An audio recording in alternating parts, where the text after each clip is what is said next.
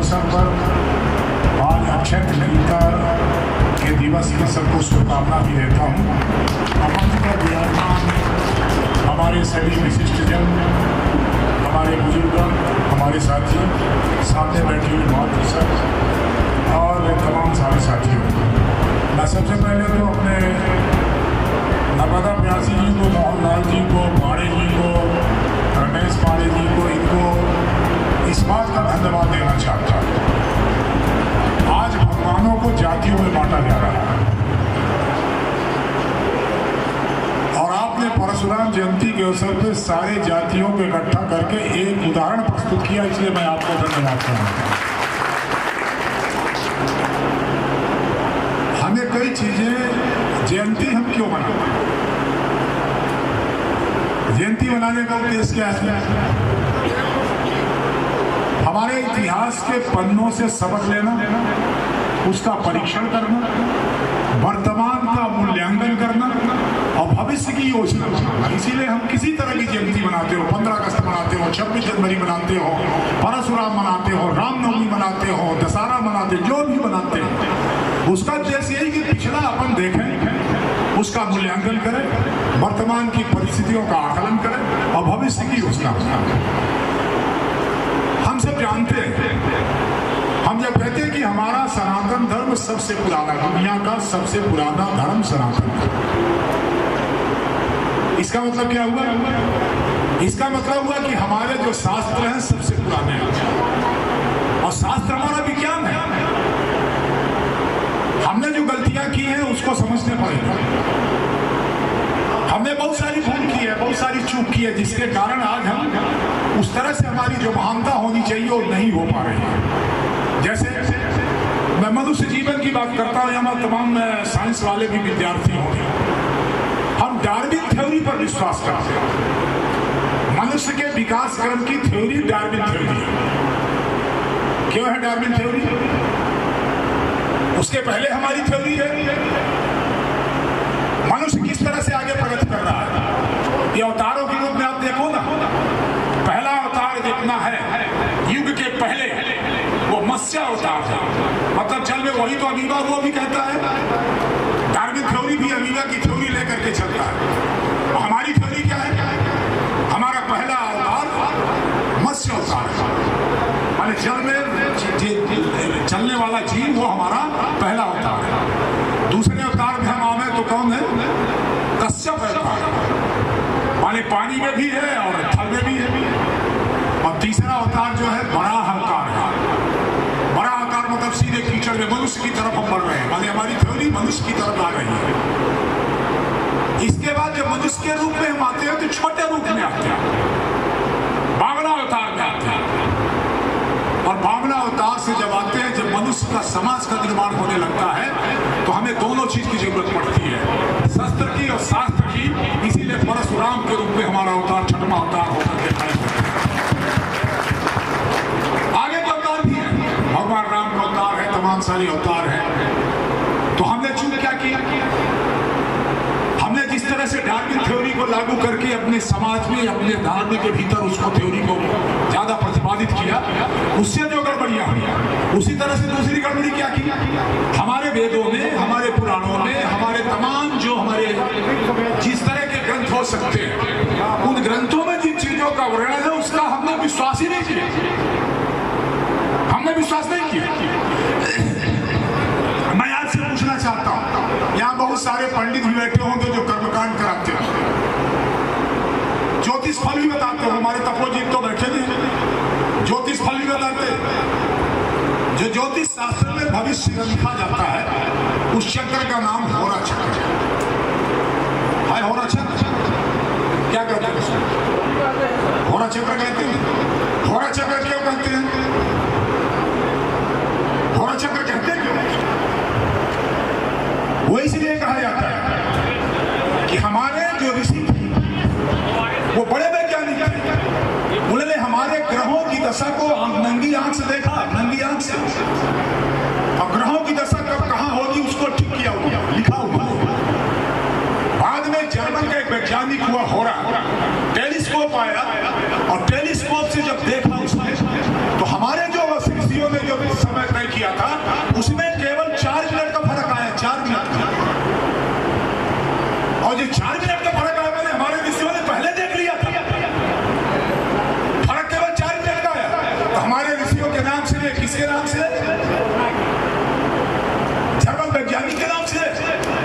हमारे ऋषियों का नाम नहीं है उसमें, और हम उसी को धूल लगाए हैं। होरा चक्र, होरा चक्र, होरा चक्र, होरा चक्र, हम उसी का रथ बनाते हैं। अपने ऋषियों का नाम नहीं लेते। आज जरा देखो, त्रेता युग में भगवान राम के सामने जब वो हवाई जहाज छोड़े पुष्पक विमान, हमने विश्वास किया? नहीं किया। हमने नहीं किया। हमने अपने उसमें ग्रंथों पर विश्वास नहीं किया। हमने उस दिशा में खोज ही नहीं की। हमने उसको कह दिया कि काल्पनिक चीज है, कल्पना मात्र से ऐसा करके लिख दिया गया। बाद में उसी को खोज करके किसके नाम से हो गया हवाई जहाज? खोज हो गई कि नहीं हो गई? आज हर घर के भीतर टीवी है। द्वापर युग में टीवी का मतलब क्या होता है? कहीं पर घटती हुई घटना को दूसरी जगह बैठ करके साक्षात विजुअल आप देख सके, उसको टीवी कहते हैं। यही तो टीवी का दिया है। घटना दिल्ली में हो रही है, आप यहाँ बैठे हो, उसको लाइव टेलीकास्ट आप देख रहे हैं। टीवी का मतलब यही है। क्या था द्वापर में? महाभारत युद्ध में कौन देख रहा था? साक्षात कुरुक्षेत्र से घटना देख करके धृतराष्ट्र को बताने वाला नंगी आंख से संजय जब देख रहा था तो टीवी नहीं थी तो क्या था? टीवी ही थी। और हमने अपने ग्रंथों पर विश्वास नहीं किया। वो चला गया उसके नाम से कि वो कोई अंग्रेज ने इस तरह से बना दिया। हमने उसका नाम लेते कि टीवी का निर्माण, बच्चों से पूछो स्कूल में साइंस वालों से किसने बनाया, तो बताएंगे हेनरी किसिंगर ने बनाया। हमारे उसका संजय का नाम नहीं लेंगे, हमारे धृतराष्ट्र का नाम नहीं लेंगे। ये सिर्फ कारण ये है कि हमने अपने पर भरोसा नहीं किया, अपने ग्रंथों पर भरोसा नहीं किया, हमारे ऋषियों पर भरोसा नहीं किया। हमने विश्वास नहीं किया, भरोसा नहीं, विश्वास नहीं किया, और हम उसको कल्पना मानते रहे। और उसका परिणाम ये है कि आज हमारे सामने जिस तरह का संकट दुनिया के पैमाने में आया है, और ये बार बार संकट आया है, और मैं कहना चाहता हूं, दावे के साथ कहता हूं, सबसे बड़ा सामाजिक तौर पर, धार्मिक तौर पर यदि किसी धर्म पर हमला हुआ तो सनातन धर्म पर उठा कर इतिहास उठा करके देखते, हमेशा इसी पर हमला हुआ।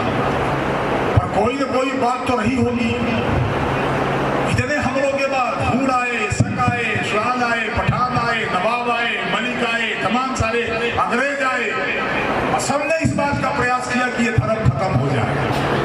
और कोई न कोई बात तो है कि हमारी हस्ती मिटती नहीं है। और बात यही है कि इस तरह से भगवान परशुराम की हम पूजा करने वाले खड़े रहेंगे तो हमारी हस्ती को कोई मिटा नहीं सकता। और हमें विचार करना पड़ेगा, आज हम कहाँ ले जा रहे हैं। कई बार देखते हैं हमारे पंडित जी वगैरह बताते हैं, तपोजीत वगैरह सुनते हैं, कई बार बैठ जाते हैं तो एक आध लाइन सुनने को मिलता है। सबसे खराब कलयुग यही है ना, सबसे खराब कलयुग है। कलयुग खराब है, सबसे अच्छा क्या सतयुग है, त्रेता है, द्वापर है। यदि इतना ही सतयुग अच्छा होता तो भगवान नरसिंह को अवतार क्यों लेना पड़ता, हिरण्याकश्यप क्यों पैदा होता, अत्याचार क्यों होता। त्रेता में आइए, रावण क्यों पैदा होता, भगवान राम को अवतार क्यों लेना पड़ता। द्वापर में आइए, कंस का अत्याचार होता, कृष्ण को अवतार लेना पड़ता। कौन सा युग ऐसा है जिस युग में अत्याचार नहीं हुआ? इससे यह पता चलता कि हर युग में अत्याचार होता है, और अत्याचार उठाने वाले के लिए, अत्याचार को खत्म करने वाले के हर युग में परशुराम जैसा आदमी पैदा होता है। ये हमको विश्वास करना है। हम अपने को विश्वास करें, अपने को विचार करें। मैं कोई पूजा पाठ के बारे में नहीं कर रहा हूं कि हम पूजा करें तभी सब कुछ है। हमारे सामने संकट क्या है? संकट ये है हमारे सामने जो सबसे बड़ा संकट है, हम एक दूसरे को पारस्परिक व्यवहार के साथ नहीं देखते। और सबसे ज्यादा नुकसान हम ही को हो रहा है। जब ब्राह्मणों की बात आती है तो सबसे बड़ा काम कहते हैं ना कि तपस्या का बल सबसे बड़ा होता है। एक संस्कृत का श्लोक है, बाकी सारे लोग जानते होंगे। और श्लोक ये है कि दग्नि बलम क्षत्रिय बलम तपो बलम ब्राह्मण बलम बलम बलम बलिष्यते तो तपो बलम महाबलम। क्यों कहा गया है सर? इसलिए कहा गया कि तप का मतलब क्या है? तप का मतलब तपस्या से जाता है। तपस्या ऐसा नहीं कि पंथी मार के बैठ गए तपस्या, वो तपस्या नहीं है। तपस्या का मतलब है ज्ञान से, सारी चीजों का ज्ञान हमारे पास होना चाहिए और वो तभी प्राप्त होगा जब हम तपस्या करेंगे। तपस्या मतलब कि हम उस ज्ञान को प्राप्त करने का प्रयास करें। और इसीलिए जब हम कहते हैं कि ज्ञान से विज्ञान तक हम पहुंचते हैं और जहां विज्ञान मिलता वहीं से अध्यात्म शुरू होता, वहीं से धर्म शुरू होता, वहीं से भगवान परशुराम शुरू होते हैं। हमको इस बात पर विश्वास करने की आवश्यकता है, तब जाकर हमारा कल्याण हो सकता है। मुझे खुशी है कि इस संदर्भ में जैसे मैंने पहले ही धन्यवाद किया, हम सब मिलकर इस बात को प्रयास करें कि आज जो संकट हमारे सामने आया, कई तरह के संकट, मैं उस तरफ नहीं जाना चाहता। हम भगवान को जातियों पर बांटना चाहते हैं। परशुराम हो गए दूसरे काम पूजा करेगा, राम हो गए तो क्षत्रिय पूजा करेगा, कृष्ण हो गए तो यादव पूजा करेंगे। क्यों करेंगे पूजा? क्यों करेंगे वो पूजा? हम क्यों नहीं करेंगे? यदि हमारे अवतार है तो पूजा तो हम ही को करनी पड़ेगी। हमारे लिए अवतार नहीं है। और भगवान का अवतार सिर्फ इसीलिए जो कहा गया, जो हमारे उसमें सारी चीजों में जो लिखा पढ़ी मुझे दिखाई पड़ता है, सिर्फ इसीलिए है कि जब जब कोई कहते हैं ना कि धरती में पाप जब पैदा होता है तो भगवान पैदा होता है। एक बात और, जब परशुराम जी के बारे में आप सब जानते पढ़े होंगे और सुनते भी होंगे, जब तय हो गया कि भगवान राम से कहा बाण चलाइए, और जब उनने मान लिया कि हाँ ये अवतार है, तो क्या मांगा भगवान राम से? बाकी हमारी गति को छीड़ मत करना, हमारे पूरे हर पाप क्यों नहीं कहा, पूरे ही क्यों है लिए? भाई हम भगवान से मांगेंगे तो क्या मांगेगा? भगवान से मांगे कि हे भगवान हमारा पाप खत्म करना, पूरी भर रखना हमारे साथ, इससे हमको प्राप्त ही हो। और उन्होंने पाप मांगा क्यों? पुण्य से भी हमारे पास होता है। पुण्य का प्रभाव यह होता है कि हमारे सामने अहंकार पैदा होता है, और अहंकार से बचने का तरीका है ये कि पुण्य नहीं रहे, पाप हमारे साथ रहे। पाप मतलब कि सारी बुराइयों को हमारे साथ समेट कर रखना, जिससे हम उसको हटाने का प्रयास करें, तब जाकर के हमारी दिशा ठीक होगी। इसीलिए भगवान परशुराम ने भगवान राम से यही मांगा, हमारे पुण्य को खत्म करो, हमारे पाप को मत खत्म करो। इसीलिए कहा भी है, आपने क्यों मांगा? इसका जवाब यही था कि हमारा पुण्य रहा आएगा तो हमारा अहंकार बना रहेगा, अहंकार को खत्म करना, तो इसको खत्म करना। इसलिए इस अवसर पर मैं फिर से एक बार आप सबको धन्यवाद करते हुए, और खासतौर पर मातृशक्ति को धन्यवाद करते हुए कि आप लोगों ने इतनी बड़ी तादाद में आकर के और इस कार्यक्रम की भव्यता प्रदान करने में चार चांद लगा। बिना आपके काम वैसे भी नहीं चल रहा, बिना मातृशक्ति के तो काम चल ही नहीं है। और इसीलिए आप देखो, पहले सब कुछ शस्त्र से था, जब युग नहीं आए थे। बिना युग के भी तो देवता हुए, मत्स्य अवतार बिना युग के है, कश्यप अवतार बिना युग के है, हमारा वराह अवतार बिना युग, तब युग नहीं था। युग आया है नरसिंह अवतार से आया, सतयुग से आया। तब क्या हो गया? सबके पास जो शस्त्र के चालक थे, शस्त्र के जानकार थे, सबके पास शस्त्र भी था और शास्त्र भी था। तो शास्त्र की आवश्यकता इसलिए है कि समाज में वैचारिक व्यवस्था बनाने का काम करता है शास्त्र, वो करता है। और उसमें शास्त्र में से डंडा हटा लो, क्या लगा है बीच में? क्या लगा है 82?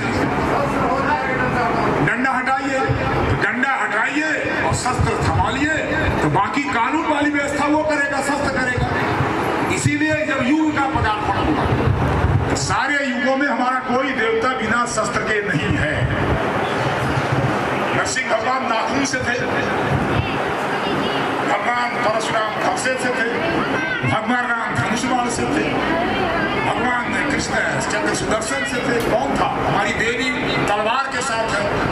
और इसीलिए है कि समाज में जो गड़बड़ियां हैं तो पहले शस्त्र से, शास्त्र से, व्यवहार से, बातचीत से ठीक करो, नहीं हो तो फिर तलवार तो हल है। आप तलवार नहीं उठा लेना, तलवार नहीं उठाने की जरूरत है अभी। पर एक बात विचार के लिए मैं कह रहा हूं कि हमको इस सब ठीक करके रखना है, हमें इस दिशा में भी विचार करने की आवश्यकता है। यही कहते हुए आप सबको प्रणाम करते हुए बहुत बहुत धन्यवाद, बहुत बहुत पाकर यह कार्यक्रम और भी खास हुआ है।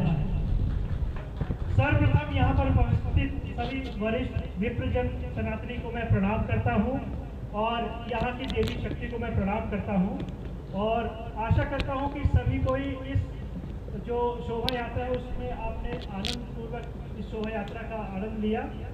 मैं अखिलेश कुमार पांडे, निवासी ग्राम रहना, आज इस शुभ अवसर पे मुझे ये मंच मिला और यहाँ आभार व्यक्त करने के लिए मिला, इसके लिए बहुत बहुत धन्यवाद। सर्वप्रथम मैं कार्यक्रम के मुख्य अतिथि यहाँ पे पूर्व विधानसभा अध्यक्ष देवतला विधायक आदरणीय गिरीश गौतम जी को बहुत बहुत धन्यवाद कहूँगा, आभार व्यक्त करूँगा यहाँ पे आने के लिए। और आपके जो उद्बोधन है उससे हमें काफ़ी प्रेरणा मिली। जिस तरह से आपने शास्त्र के बारे में बताया, जिस तरह से आपने डार्विन थ्योरी को अच्छी तरह से डिराइव करके बताया कि हमारे जो शास्त्र हैं कैसे हैं, क्या है, तो आपका बहुत बहुत धन्यवाद। आपका मार्गदर्शन जरूर हम सब के लिए प्रेरणादायी रहेगा। यहाँ पर सभी आए विप्र बंधु, आपको सभी को प्रणाम। बहुत से ऐसे लोग हैं जिनका नाम लेऊंगा तो पूरा दिन निकल जाएगा, पर मैं आपसे यही कहूँगा कि आप सभी खास हैं। आप इतनी दूर से आए,